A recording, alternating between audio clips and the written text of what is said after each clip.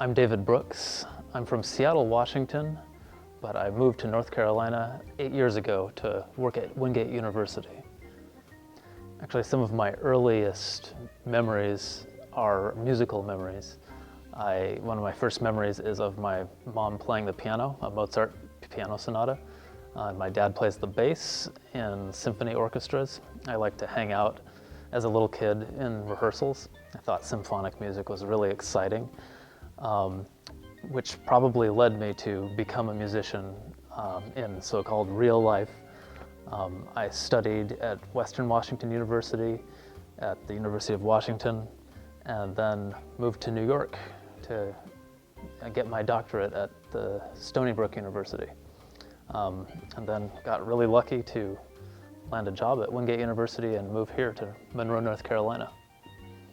I can't really think of any aspect of my life that isn't touched by music in some way. I teach, I perform, I compose music, and it's very rewarding to have a hand in all these different aspects of music making, and especially passing on this long tradition. Many generations of tradition are being passed along to my students, and they're going to pass it on to their students in the future. So this is a living tradition, and it's happening right now.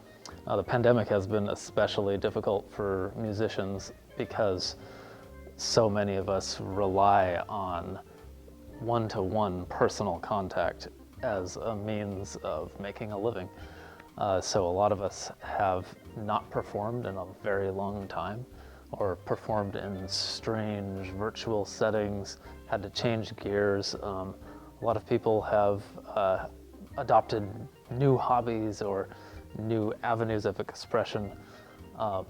But the very first performances that we're having, even these performances where things aren't quite normal, but at least we're in person, they're always really exciting. They have this extra special vibe about the concerts, whether you're in the audience or on stage, because we now know how special it is to make music in person, to listen to music in person, to feel the literal vibrations of those sound waves against your body.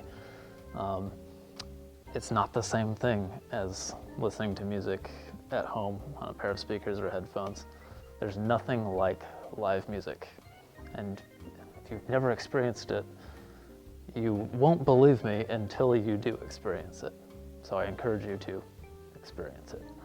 I moved to North Carolina about 8 years ago, and I think I've participated in some way with the Union Symphony every year. It's been a lot of different, I've worn a lot of different hats, I guess, as a string player, as a violinist or violist, playing keyboard in various concerts, and now playing a concerto. I'm also a member of the board, sort of connecting Wingate University and the Union Symphony. In a small town like this, it's everyone sort of has to do a little bit of everything, which is not how it is in Seattle or New York, but it has a very much more of a community feeling putting this kind of concert together. The concert on October 23rd features 3 of the most recognizable composers, Mozart, Haydn, and Beethoven. These 3 composers are sometimes called the Viennese school because at later points in their careers, they all sort of had their home base in Vienna. The Mozart overture to Don Giovanni is extremely gripping, and if you know the backstory, it's actually kind of terrifying, the subject matter. The Symphony by Beethoven is one of the most famous symphonies ever written, if not the most famous symphony. And the Piano Concerto by Haydn is a piece that I don't think gets enough credit for what it is. It appears to be a completely normal classical concerto, piano concerto, 3 movements, fast, slow, fast. But Haydn really, who's known for his humor, always making some kind of subtle joke all the time.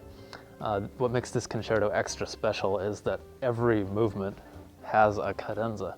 And typically, only the first movement will have a cadenza where the piano soloist gets to improvise something. But in this concerto, you get to improvise something in every single movement, which is quite unusual.